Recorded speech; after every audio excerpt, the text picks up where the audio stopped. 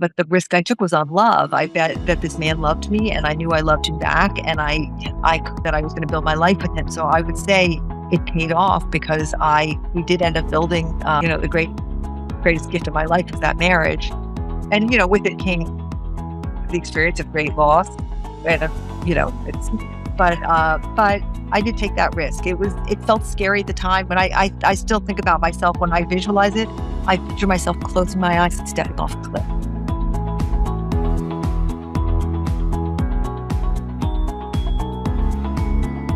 Hi, everybody. Welcome. Today we have a privilege of speaking with someone whose life has unfolded in chapters, each one marked by reinvention, courage, and commitment to truth.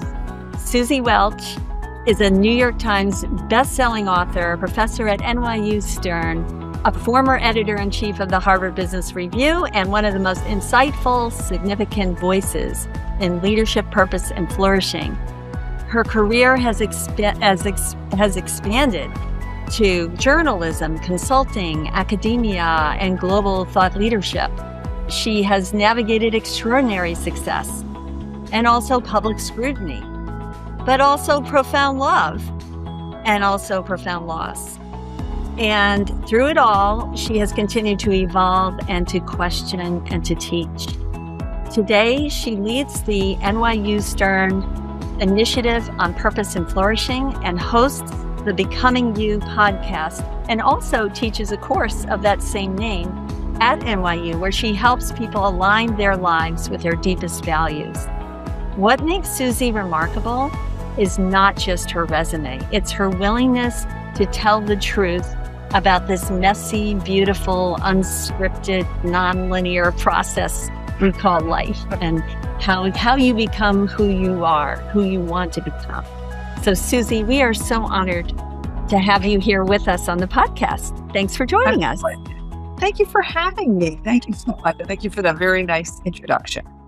Well, I mean, thank you like that. You're like, is that me? But thank you. No, that was thank you. You have a very colorful life to be able to celebrate, and we're so excited. So Suzy, and I want to say hello, Sarah, my wonderful co-host. Hello, so good to see you again. So we're back again, and this time with Suzy Welch. And Suzy, we have a number of really exciting things to delve into with you because your life is so interesting. So we're going to start off with an early chapter in your life, your early life. Because we want to look at the whole of Suzy Welch. How did you become who you became? Let's talk about becoming you. So could you share with us, let's dive into your early childhood and identity formation. I've read that you grew up in a creative household. What parts of your childhood shaped the woman you eventually became? And which parts did you have to unlearn? What a question. Well, I grew up in a hippy-dippy, tie-dye and Birkenstocky kind of household. My parents were artists. My mom still is, she's 98, a ceramicist. My dad was an architect. And I often refer to it as kind of a feral childhood. First of all, there were the times where there was just very unstructured life. And we moved around a lot because my father's job. And I had I had two sisters and a brother. And it was a life that was marked by ups and downs. There was chaos and there was sweetness. My mom was an Italian Catholic and my father was an Austrian Jew. And so when you put those two things together, you get a little bit of fireworks going on culturally. But I think the one thing that was really remarkable about my upbringing was the utter and complete absence of ever talking about careers. I mean, in this way, now I look back and I say that because my life is about helping people figure out who they are and what they should do with their life. But this was uniquely the question we never discussed in my household. First of all, it was a function of my parents' personalities and sort of how they thought. But it was also just also part of the time. So I ended up being very, very lucky in that early on, I was good at school.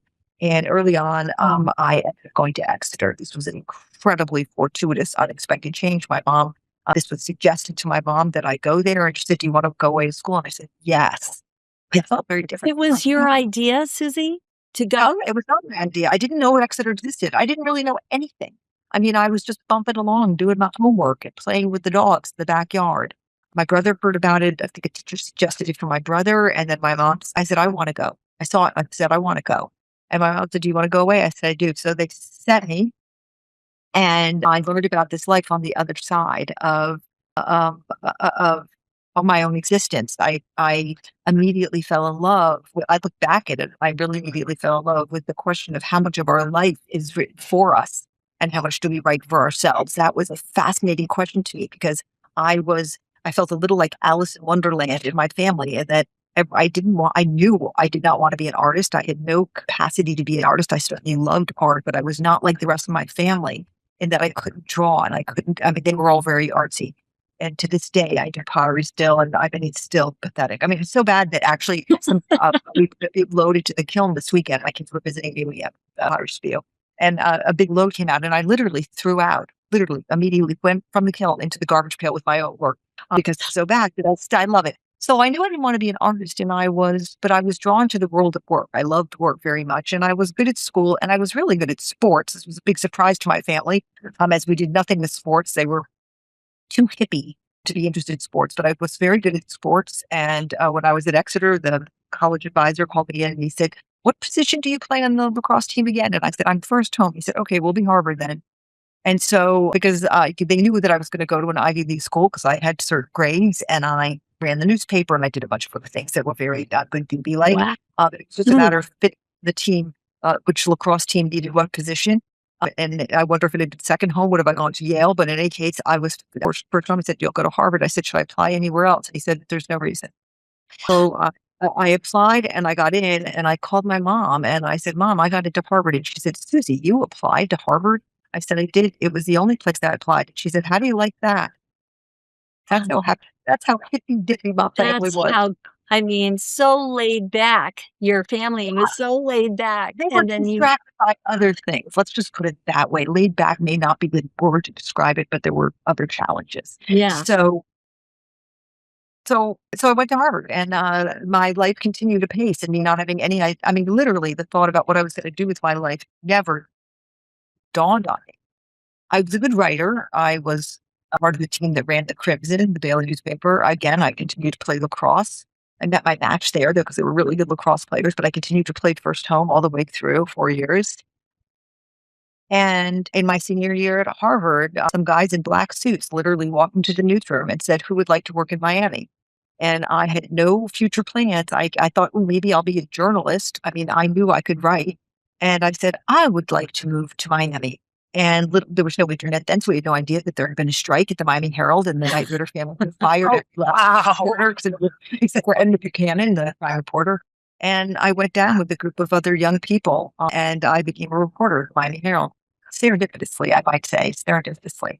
These were the early chapters of where you did reinvent yourself from what you thought of the world at that time. What a great entree What's to really invention, Sherry? I mean, yeah, it was invention. I it had was no idea. invention. Yeah, and Yes. it was like I just was.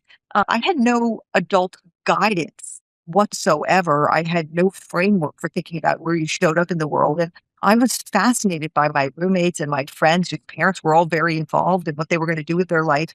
And I just had no idea. But I was very lucky those guys walked into the newsroom because then I went and had my amazing years as a crime writer. I was on the crime desk. I covered crime. I went to work at a bulletproof vest and often Oh had my, police escort because this was Miami during the riots, during the boat lift. And every day was a day where your life was truly in the line of fire. And I had an amazing time there covering crime.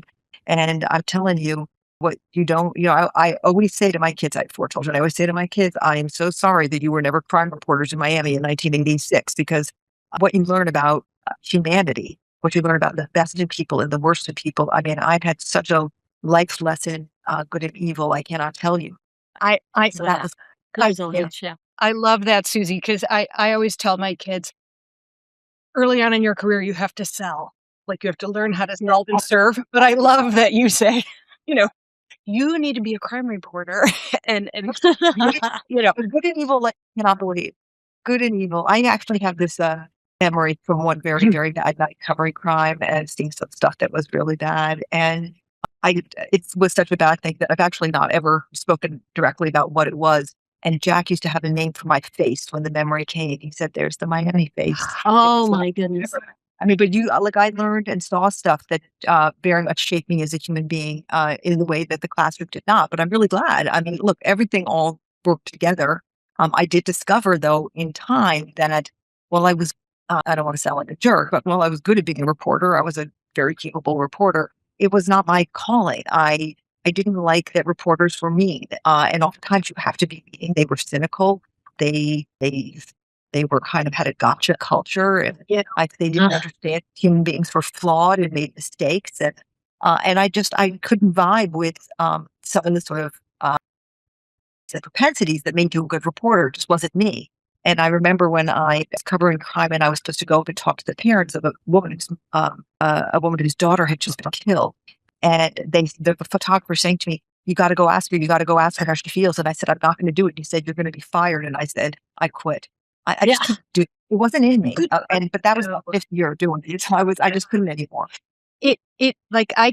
What comes to mind is courage, right? Like Mm. you really have displayed courage because moved away from home and went away to school, Yeah. twice. You, Was that maybe? took Yeah. this I don't. job, where you had to face danger every day.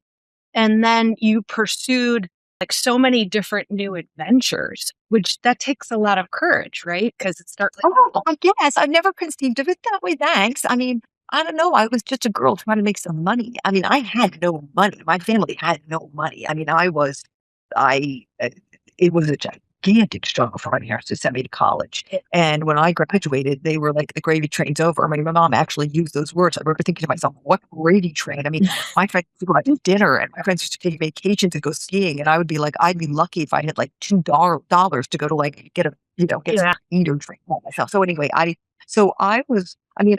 thank you for saying it was courage. I think I desired deeply to have a high scope life, meaning I wanted a life of excitement and stimulation. I wanted to live to the hill. This was a certain kind of value and personality trait. And so I made a lot of friends, and I always was the one to volunteer for the really edgy assignments, like, oh, seeing who's coming in on the boat lift at 4 a.m., send me. But it was also part of my ambition. Like I wanted the big stories. So Yeah. so you journalist, consultant, editor in chief, author, professor. Was there ever a moment between these? I always call my careers adventures, of exploring my yeah. adventure. Was there ever a moment where you're like, okay, I've outgrown this one. I've gotten what I Well, can learn. didn't go like that exactly. It was like I was a reporter, and then I was definitely feeling like this didn't work for me on all the different levels. But I had very, very, very serendipitously been reassigned to cover business, and I was like, "Oh, this is it. So This that's is right. the thing that I want to do." They're building something. They're very, very nice. And I was frustrated by the fact that I did not understand business, and I was covering it. I thought, Mm. "Ooh, I do not think I Yeah. don't get it." And then I thought, well, what should I do? I need to learn about business. And again, no internet, and there was no book that said uh, uh, business for dummies. This was like 1985 or six or so. And so And I thought, that's what well, drove you to go to. that's where there's one way to learn about business. I think I'll go to business school. I was living in Boston at the time because I had married my first husband, and we were in Boston, and I applied to Harvard Business School, and I got it. You And got so I in went, and I again, learned it. first one. And I loved business, and I was good at it. I was a scholar, so I obviously had a little bit of a propensity for it.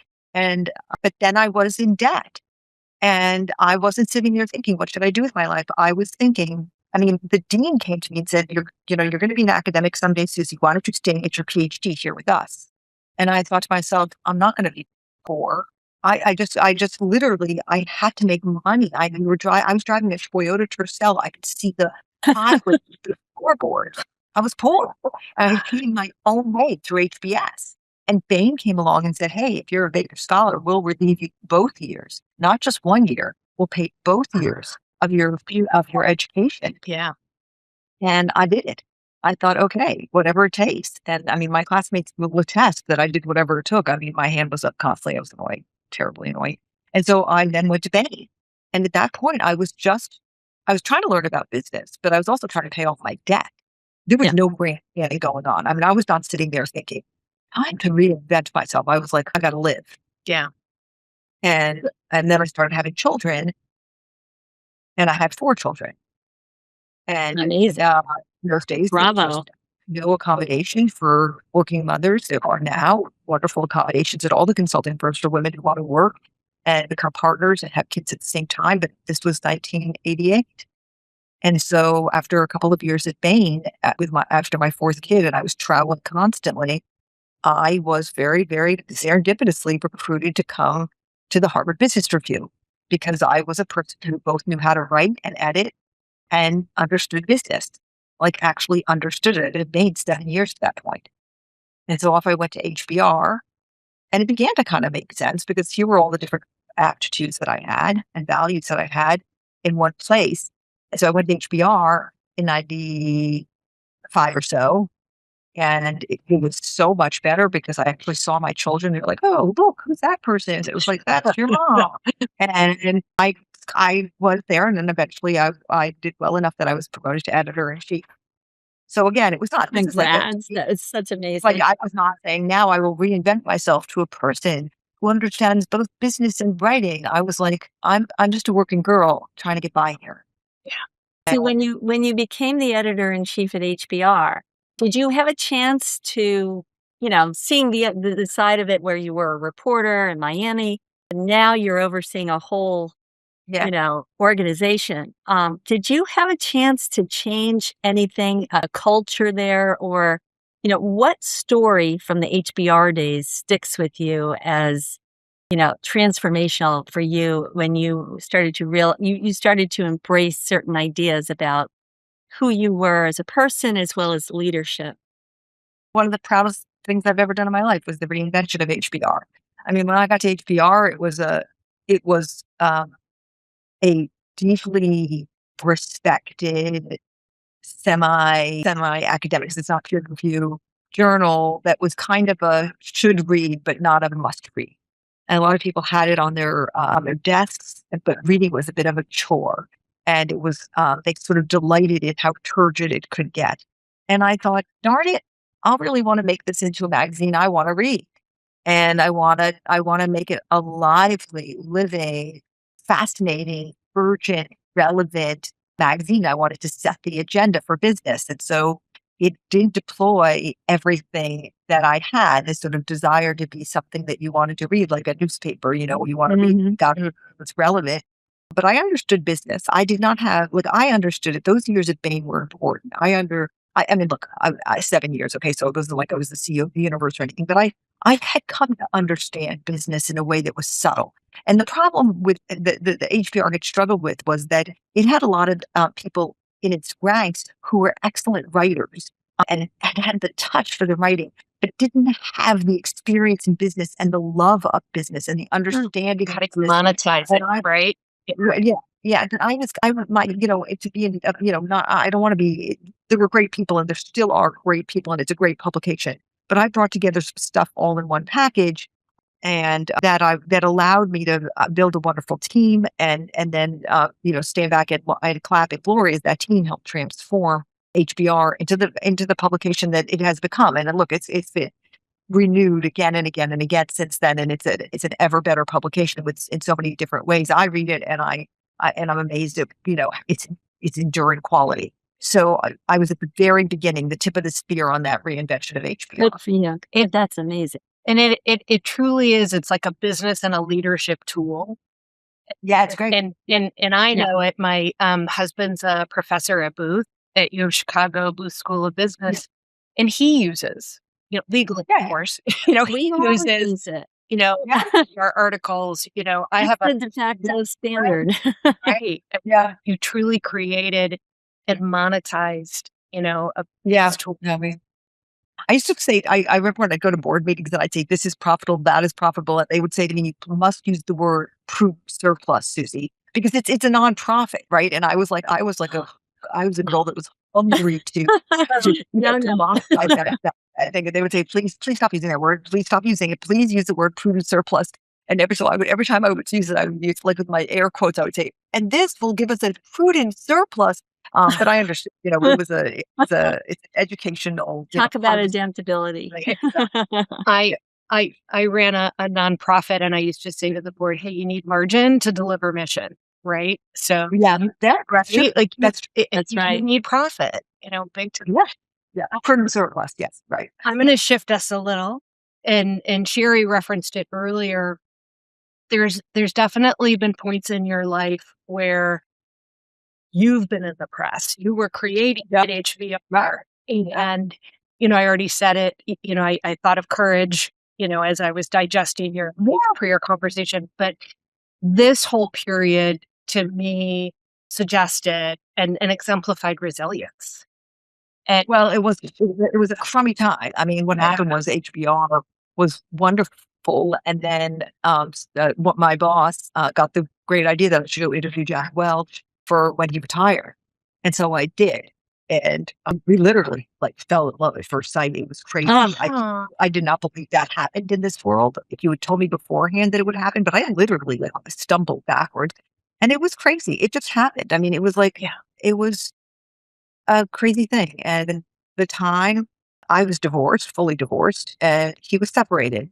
But he was not publicly separated. It was quiet. Like people who, his wife was living in Italy and we're not living together. She lived abroad. Yeah. But it was widely reported in the press. And I don't know if it even would have mattered. And these were different times. It was 2001. And we decided, and Jack said to me, if we run off together, Suzy, he wanted to marry me, asked me to marry me. I married him on our first date. The first night we met, that night, we went out to dinner after I interviewed him, and he said, I'm going to make you my wife. But I said, how many women do you say this to in a week? And he said, I've never said this to anyone in my life. And he did. But when I went back to HBR and said, look, a thing happened, we had pulled the article, Jack Welch and I fell in love, and they were mortified. They did not have a romantic version of it. They just said, this is kind of disgusting, and you disgraced us. Oh my gosh. And I got fired. And now I think, if it happened today, it wouldn't happen today. And I remember Jack saying, how could they possibly be firing you over this? And I think there were people who said, like, it might be a good thing for the editor of HBR to be married to Jack Welch because he's very knowledgeable. And, who won't we be able to interview now? But I know, it's incredible. That played out in what was kind of a scandal. I mean, people today, when I tell them this happened, they're like, how could this possibly have been a scandal? Like, I was divorced. I've been divorced for years, and he was separated. His wife lived on another continent, and yet this caused. Anyway, was it an inflated, like fictitious thing that the news media wanted to just create something out of nothing, or was it wars of the day? He was more the most famous CEO in the world. Yeah. And I worked at Harvard. And it just, couldn't we make the story any better? It was like story. It was a story. I was younger than he was, 21 years. And so that was kind of delicious. And Jack was an unafraid person. So it wasn't like we went and hid. Jack was like, let's go out. And then we got engaged. And he did a very Jack-like thing, which is he bought me this ridiculous engagement ring. And I was like, Jack, this is too big. I want the world to know how much I love you. And so this became a gigantic story. And finally, I literally said to him, I need a smaller ring. I can't wear this. I'm going to be killed on the subway. And it's still a Jack. But Jack was a kind of fist in your face kind of guy. And he was not going to, his idea was, let's rewrite the script. We're not going to be quiet about this. Let's not go be dutiful. Let's stick it to them. And I don't think he understood how I took it on the chin. He didn't get it. Because he wasn't getting it on the chin. But it was kind of an awful, awful 2 years. An awful, awful 2 years.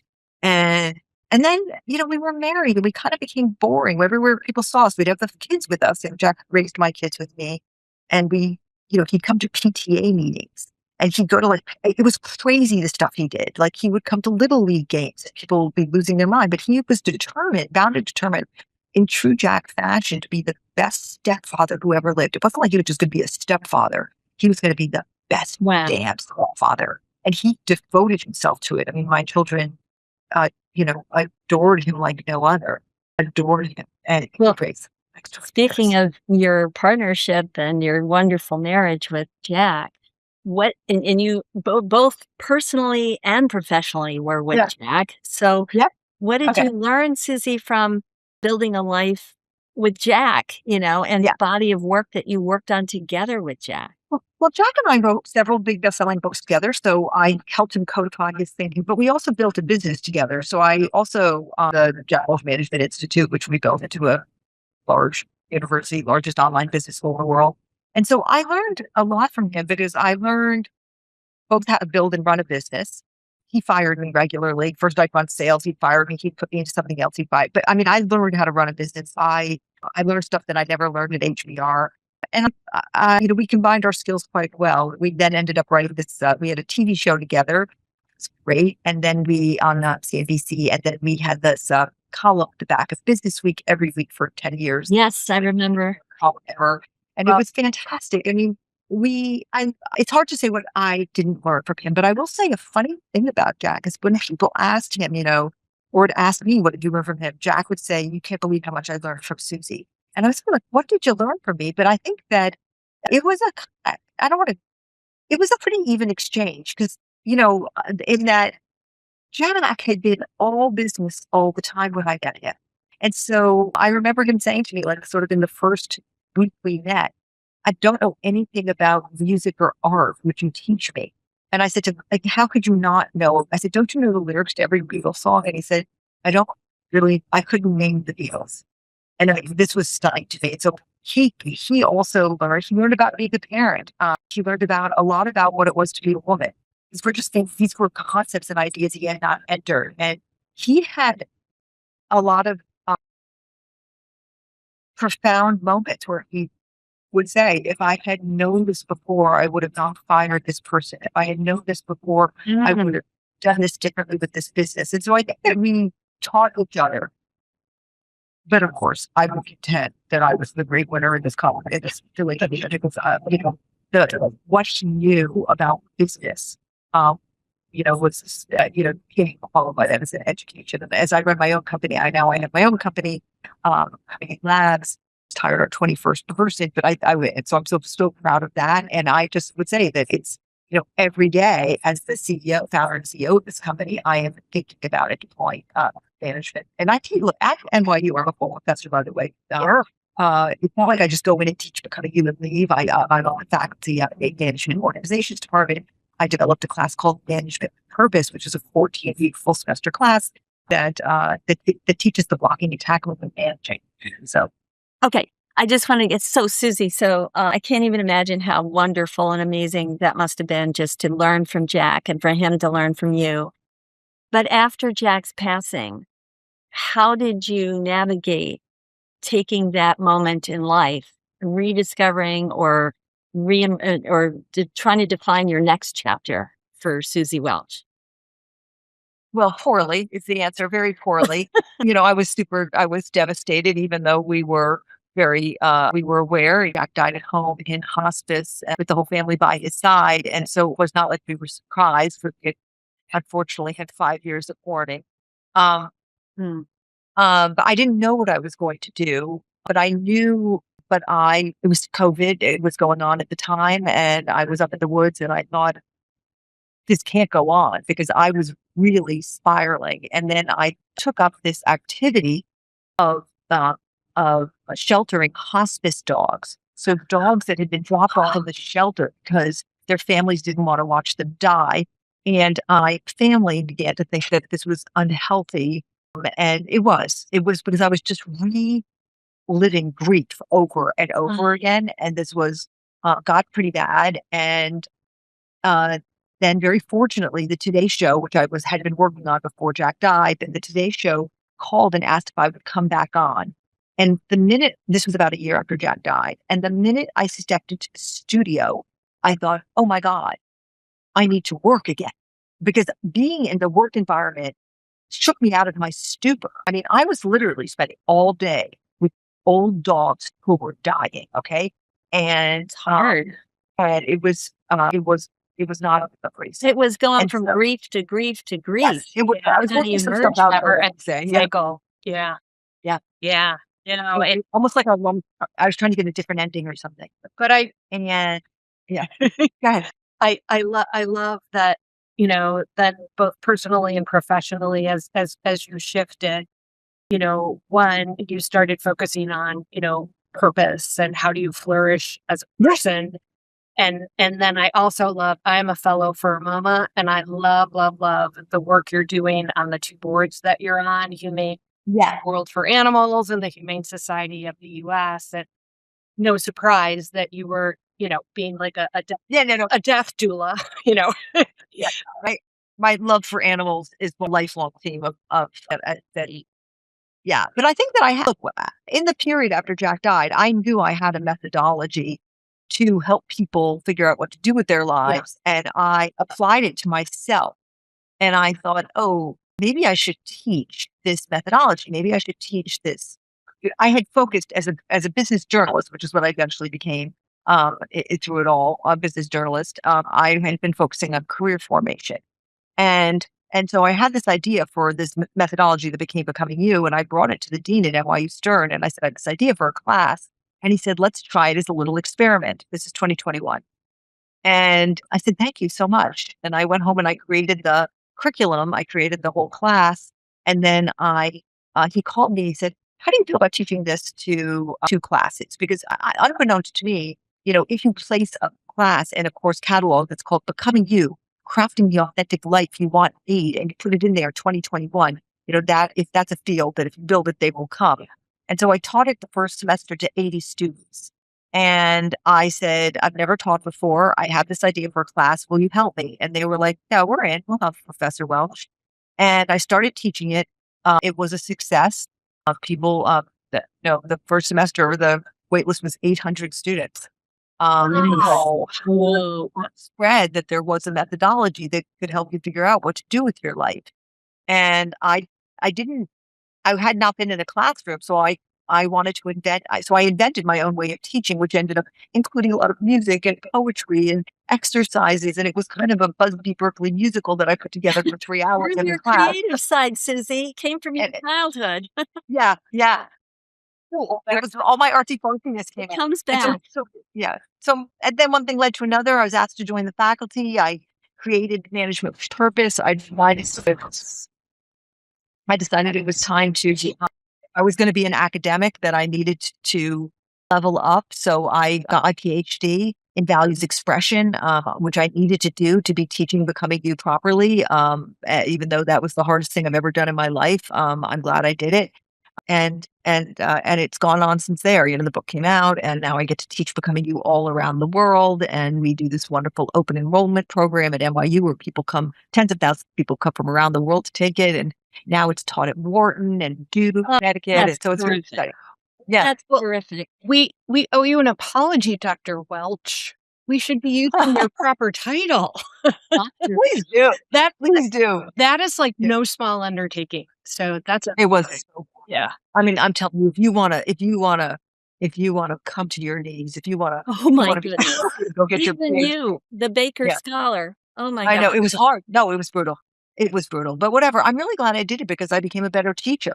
I mean, and I can talk about it in the past tense. When I was going through it, you didn't want to know me. It was terrible, but it's over, and it was really worth it. Well, I've got a couple of questions about the Becoming You, because I think that this topic and this whole curriculum methodology you created, it applies to every single human being in the universe. So I'm just curious, and also everybody in the audience is going to be so fascinated to know, what are the types of things that you cover in your course? And also talk about, like, if there's one story from your life that best illustrates the idea of becoming you. All right. Let me just, Becoming You is a methodology. It's a completely scientifically validated methodology, and it excavates 3 data sets. The premise of the methodology is that your purpose lies at the intersection of 3 data sets. And the first of those data sets is your authentic values. The second are your cognitive and emotional aptitudes. And the third are your economically viable interests. And the methodology, step by step, walks you through the excavation of those data sets. And it starts with your values, which actually nobody really knows. They mix up their values with their virtues. This was a gigantic frustration to me, that I felt that there was not good enough assessment and testing tools out there to help people rank order their values. And I was complaining about it so bitterly to my thesis advisor. That was the sort of MO I had constantly, was to be complaining bitterly to my poor thesis advisor and all the entire faculty where I was getting my PhD. And he said, why don't you just create a better tool? Go create the tool you want.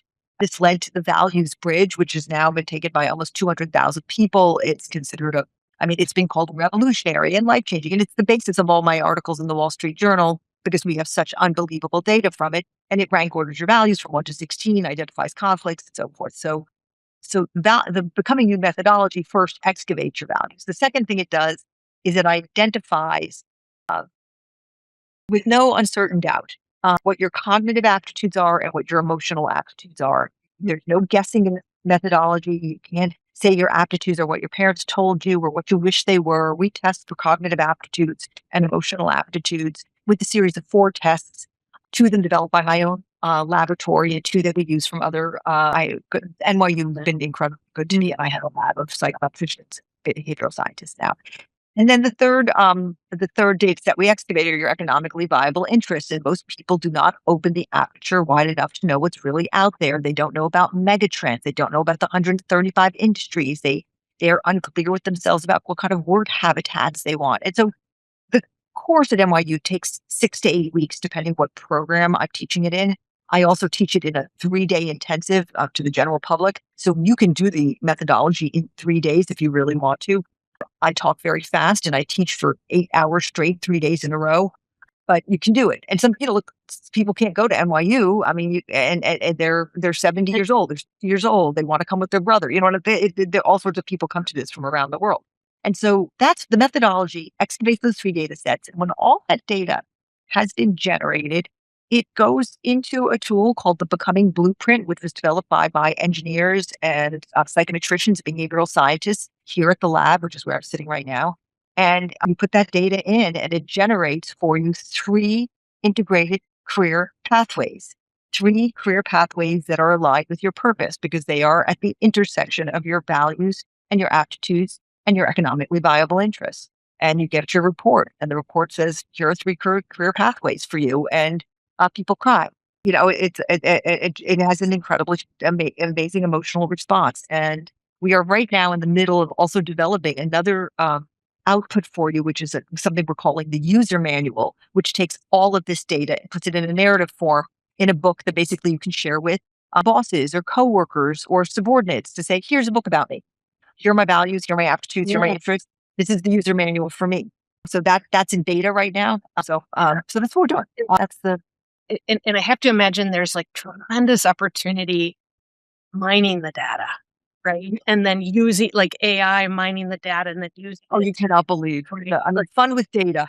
So much data. Oh, so much data. I mean, we do a lot. I mean, this is the the source of my. I write frequently for the Wall Street Journal, and it's all about mining this data and finding there's just a lot to learn generationally about people's values and so forth. So we're data rich over here. It's beautiful. That's amazing. Well, for our audience, I think that everybody in our audience, these are very bright, very accomplished women, particularly HBS women. And a lot of us are going through transitions. A lot of us are experience some of the same chapters in different ways, in different types of environments, whether it's through loss or through, gaining different types of careers. And I think, if you were to say, what would be a truth that you would say for, every woman, what do you wish that every woman, say mid-career, would be able to tell herself sooner? It is better to be the author of your life than the editor. It took me so long to realize that. I think as women, we let so many people edit our narrative, and we do it because of love. We do it like, I love my children. I love them. I loved Jack like no other.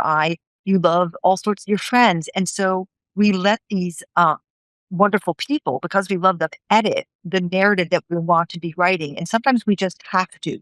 When Jack got sick, I left work. I had to do that and do the same thing in an instant. But there are many times where it's not so much have to. We just do it because of it's easier than the fight. But there's a moment when most women, and it's later than we'd ever want, put the pen into their own hand and they start writing the narrative. And the main thing they think in that moment is, why didn't I do this sooner? Nobody blew up. The world didn't end. Life went on. The kids didn't explode. My partner didn't walk out. What took me so long? And so I think that I wish that when I was 21, I wish when I was at HBS that somebody had said, guess what? There's an option where you're the author of your life and not the editor. There are things I would have advocated for myself earlier. I would have Just to done hear everything. your story, they'll get courage to do it. Talk about courage, Sarah. Yeah. But Right. just to hear your story, Suzy. Oh, yeah. Thank you. Thank you. I never think about it in terms of courage, but I do have to. I have to say, the one time somebody else has said that to me is one of my thesis examiners was the great Robert Sutton of Stanford University. Was one of the people who sat in the room during my oral defense and asked me questions that made me want to cry. Anyway, we all survived. But he said to me after I got my thesis, "I think you're the bravest person I've ever met." And I thought to myself, why? We're all out here struggling. We're all out here trying to make it work. We're all out here fighting a good fight. But I thank you for saying it. It makes me feel good. But I've always just sort of seen myself as a person who's just It trying to. is. Believe me, your words are inspiring a lot of women right now. And these are Absolutely. very bright women. Eh. And even me too. But I just wanted to say thank you, Suzy. You have been so generous to offer our audience a discount on your Values Bridge assessment. And we're so delighted to tell the audience that everybody, you can get a discount of 20%. There's a code. And we're going to have a link to Suzy's Values Bridge assessment or to your website. I'm not quite sure how it is, but it's going to be on the hbswa.org/podcast event page. And Right. we'll have a link there. And you put in the code HBS podcast and you'll get to Suzy's Values Bridge assessment. And also, Suzy, you were talking about that 3-day course that you provide for everybody. That's at your website also, right? Yes, the next one. I think it's by the time this podcast runs, it's going to be too late to go to the next one. I'm sure, just coming up at 10 days or something like that. But there'll be another one scheduled. We scheduled them as they fill, and yes, that will also be at my website, SuzyWelch.com or BecomingYouLabs.com. So either one of those websites Beautiful. works. Thank you for that. Thank you. Well, Sarah, I think we're at that point. Time for Suzy doesn't know what it is, but you're going to introduce. All right. I'll put the first question out there. A woman that changed your life. And you can choose two if you need to. I think my grandmother changed my life because I made so many decisions to not be like her. And she was courageous. She was brave. She was a Sicilian immigrant who had 4 children by the time she was 19. Wow. But she was a person who didn't do a lot of the things she wanted to do, and she was bitter.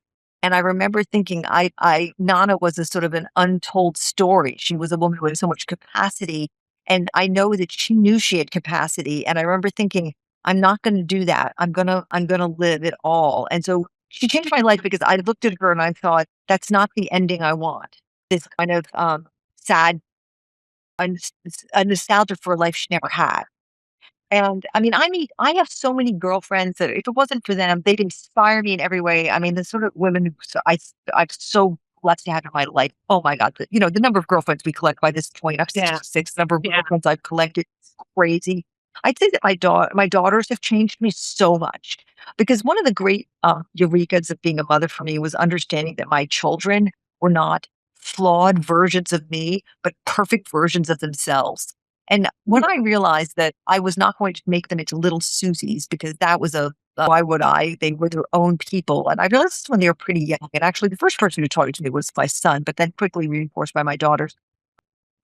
It made me so compassionate towards other people. I wouldn't look at other people and think, oh, can't they be more like me? I just thought, oh, I want to know who they are. They're different from me.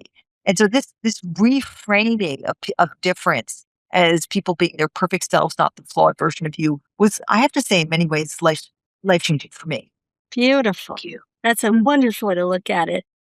So I have one more for you, Suzy, and that is tell us it's either a risk you took that paid off or a risk you took that did not pay off. And what did you learn from it?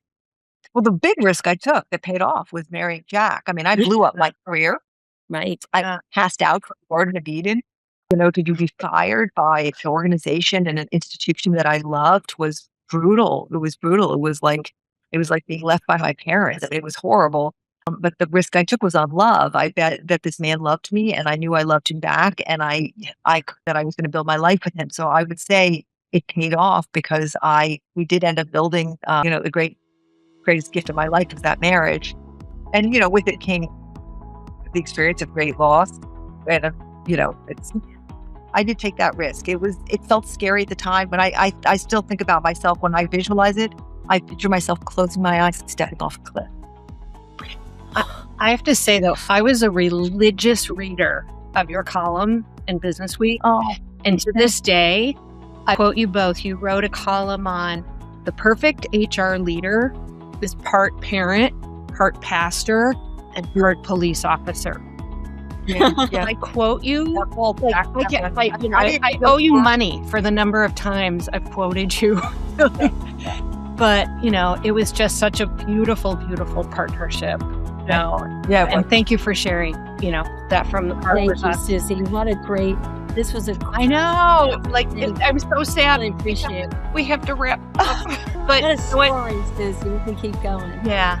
Thank you so much. Sherri and I it was such an honor and a joy.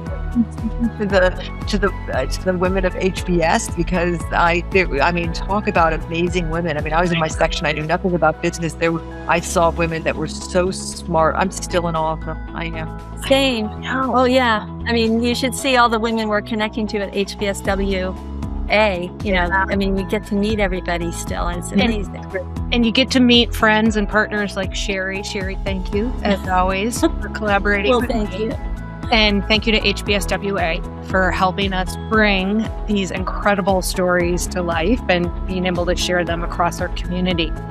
And for those that are listening, thank you.